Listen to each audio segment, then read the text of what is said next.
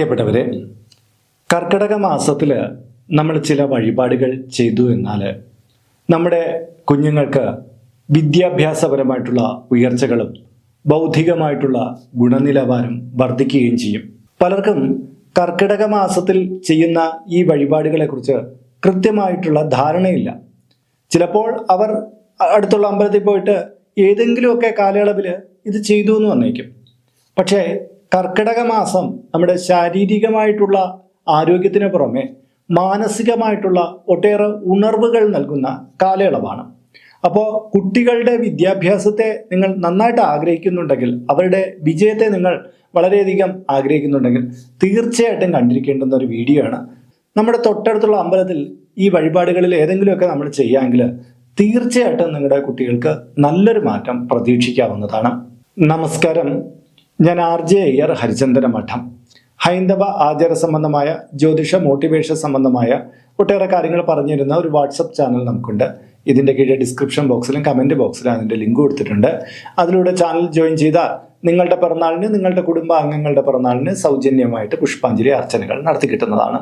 അപ്പോൾ ബുദ്ധിപരത എന്ന് പറയുന്നത് ഓരോ കുട്ടിക്കും ഓരോ തലത്തിലായിരിക്കും.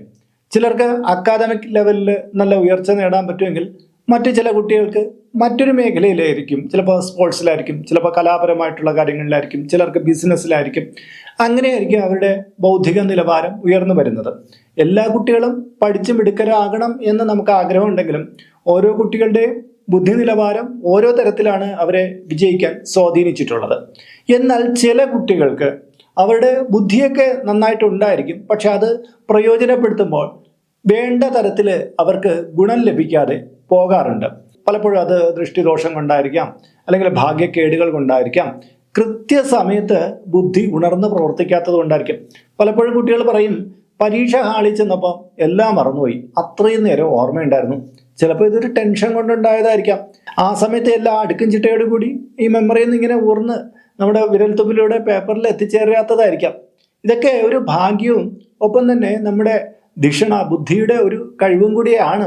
അപ്പോൾ അത് കൃത്യമായ രീതിയിൽ വരണമെങ്കിൽ ഈശ്വരാധീനം എന്ന് പറയുന്ന ഒരു കാര്യം അവിടെ സാധ്യമാകണം. അപ്പോൾ ഈശ്വരാധീനം വർദ്ധിപ്പിക്കാൻ വേണ്ടിയിട്ട് പലതരത്തിലുള്ള വിദ്യാഭ്യാസ ഗുണം കിട്ടാൻ വേണ്ടിയിട്ട് പലതരം വഴിപാടുകൾ നമുക്ക് ചുറ്റുപാടുകളിലും അമ്പലങ്ങളിലും അല്ലാതെയുള്ള സ്ഥാനങ്ങളിലും ചെയ്യാൻ പറ്റും.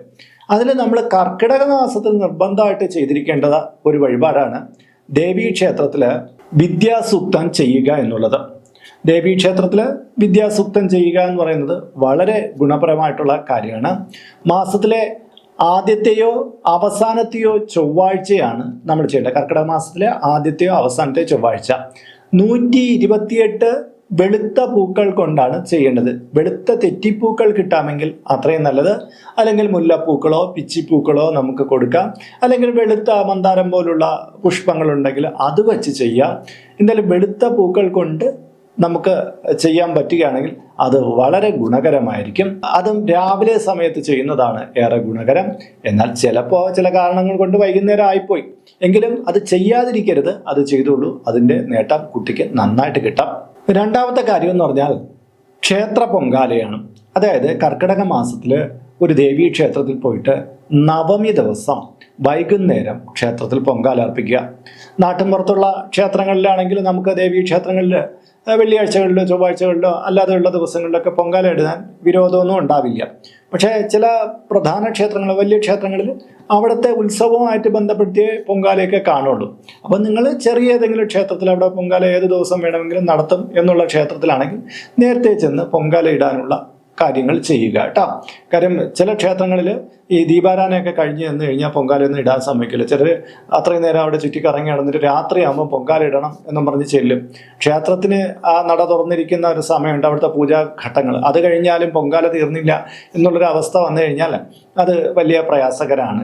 കാരണം അവിടുത്തെ ഒരു ചിട്ടവട്ടങ്ങളുണ്ട്. ആ ചിട്ടവട്ടങ്ങൾക്കനുസരിച്ചാണ് നമ്മൾ ചെയ്യേണ്ടത്. അപ്പോൾ നവമി ദിവസം ഒരു പൊങ്കാല കുട്ടിക്ക് വേണ്ടിയിട്ട് ചെയ്യുന്നത് അവരുടെ വിദ്യാഗുണം വർദ്ധിപ്പിക്കുന്നതിന് ഏറെ ഗുണകരമാണ്. കർക്കിടക മാസത്തിലാണ് ഇത് ചെയ്യേണ്ടത്. ഇനി മറ്റ് മാസങ്ങളിലെ നവമികളും ഉത്തമം തന്നെയാണ്, പക്ഷെ കർക്കിടകത്തിൽ ചെയ്യുമ്പോൾ അത് ഏറെ മെച്ചപ്പെടുന്ന ഒന്നായിരിക്കും. മൂന്നാമത്തത് രാജഗോപാല അർച്ചന എന്നുള്ളതാണ്. അത് കൃഷ്ണന്റെ അമ്പലത്തിലും ചെയ്യാറുണ്ട്, വിഷ്ണു ക്ഷേത്രത്തിലും ചെയ്യാറുണ്ട് രാജഗോപാല അർച്ചന. ചിലടത്ത് രാജഗോപാല അർച്ചന എന്ന് പറഞ്ഞാൽ പറ്റില്ല, വിദ്യാ രാജഗോപാല അർച്ചന എന്ന് തന്നെ പറയേണ്ടി വരും. എന്തായാലും രാജഗോപാല അർച്ചന കുട്ടിക്ക് വേണ്ടിയിട്ട് വ്യാഴാഴ്ച ദിവസങ്ങളിൽ നടത്തുന്നത് ഏറെ ഉത്തമമാണ്. കർക്കിടകത്തിൽ എത്ര വ്യാഴം ഉണ്ടോ, നിങ്ങൾക്ക് പറ്റുന്നുണ്ടോ, ആ ദിവസങ്ങളിലെല്ലാം തുളസി ഇലകൾ കൊണ്ട് വിദ്യാ രാജഗോപാല അർച്ചന അഥവാ രാജഗോപാല അർച്ചന നടത്തുക. പക്ഷെ ഒരു കാര്യമുണ്ട്, ആ ദിവസം നെയ്വിളക്കും കൂടെ തെളിയിക്കണം എന്ന് പറയുന്നത്. വിദ്യാ രാജഗോപാല അർച്ചന ചെയ്യുന്നതിന് മുമ്പ് നെയ്വിളക്കും കൂടെ ആ ക്ഷേത്രത്തിൽ സമർപ്പിക്കണം. എന്നിട്ടാണ് ഈ അർച്ചന ചെയ്യുന്നതിൽ ഏറെ ഉത്തമം. ഇനി ഒരു പക്ഷേ അത് കഴിഞ്ഞിട്ടാണ് നെയ്വിളക്ക് സമർപ്പിച്ചതെങ്കിലും ദോഷമൊന്നുമില്ല കേട്ടോ. പക്ഷെ ഇങ്ങനെയാണ് അതിൻ്റെ വിധി പറയുന്നത്, അത് അപ്രകാരം ചെയ്യുക കേട്ടോ. നാലാമത്തെ കാര്യത്തിലേക്ക് കടക്കുന്നതിന് മുമ്പ് ഇതിൻ്റെ കീഴെ കമൻറ്റ് ബോക്സിലും ഡിസ്ക്രിപ്ഷൻ ബോക്സിലും നിങ്ങളുടെ പേര്, നിങ്ങളുടെ വയസ്സ്, നിങ്ങളുടെ നക്ഷത്രം ഇവ രേഖപ്പെടുത്തിയാൽ ഇവിടെ നടക്കുന്ന വിശേഷാലായിട്ടുള്ള പൂജാ പ്രാർത്ഥനകളിൽ നിങ്ങളെ ഉൾക്കൊള്ളിക്കുന്നതാണ്. 1 മാസത്തേക്കായിരിക്കും ഇപ്രകാരം ചെയ്യുന്നത്. കൂടുതലായിട്ട് വേണമെന്നുള്ളവർ ഇനി തൊട്ട് ഇതിൽ അപ്ലോഡ് ചെയ്യുന്ന എല്ലാ വീഡിയോയുടെ കീഴിൽ നിങ്ങളുടെ ഡീറ്റെയിൽസ് ഇങ്ങനെ കൊടുത്താൽ മതി. അതിനായിട്ട് ഇതുവരെയ്ക്ക് ഈ ചാനൽ നിങ്ങൾ ഇതുവരെയ്ക്ക് സബ്സ്ക്രൈബ് ചെയ്തിട്ടില്ലെങ്കിൽ അത് ചെയ്യുമോ. ഒപ്പം തന്നെ ഈ വീഡിയോ ഒന്ന് ലൈക്ക് കൂടി ചെയ്യുക. നാലാമത്തെ കാര്യം, തിങ്കളാഴ്ച ദിവസം അല്ലെങ്കിൽ പ്രദോഷ ദിവസങ്ങളിൽ ശിവന് ജലധാരയും പിൻവിളക്കും കഴിപ്പിക്കുക എന്നുള്ളതാണ്. അത് ജലധാരയും പിൻവിളക്കും കൃത്യമായി കഴിപ്പിക്കണം.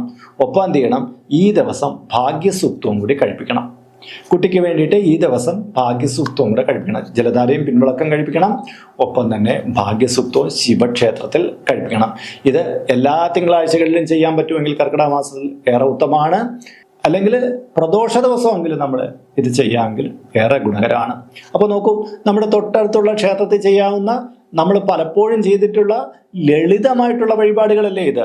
അപ്പോൾ കർക്കിടക മാസത്തിൽ ഇത് ചെയ്യുമ്പോൾ ഇതിൻ്റെ ഇരട്ടി പുണ്യം കിട്ടുന്നു. കുട്ടികളുടെ പഠന മികവിനും അവരെ ബാധിക്കുന്ന പലതരത്തിലുള്ള കാര്യങ്ങളുണ്ട് കേട്ടോ. ചിലത് ദൃഷ്ടിദോഷമായിട്ട് വരും, ചില കുട്ടികൾക്ക് ഭയങ്കര അസൂയായിരിക്കും, അല്ലെങ്കിൽ അവരുടെ മാതാപിതാക്കൾക്ക് അസൂയായിരിക്കും ഈ കുട്ടിയുടെ പഠന മികവ് കണ്ടിട്ട്.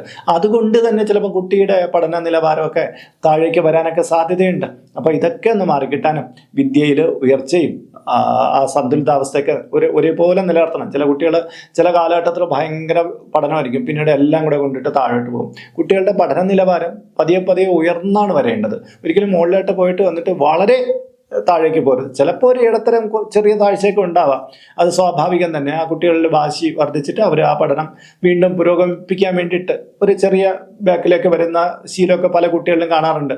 നല്ല മാർക്ക് മേടിക്കുന്ന പല കുട്ടികൾക്കും ഇങ്ങനെയൊക്കെ സംഭവിക്കാറുണ്ട്. അത് മനോവിഷമം കൊടുക്കേണ്ടതില്ല. പക്ഷേ തീരെ കീഴ്പോട്ട് വരാതിരിക്കാൻ നമ്മൾ ശ്രദ്ധിക്കണം.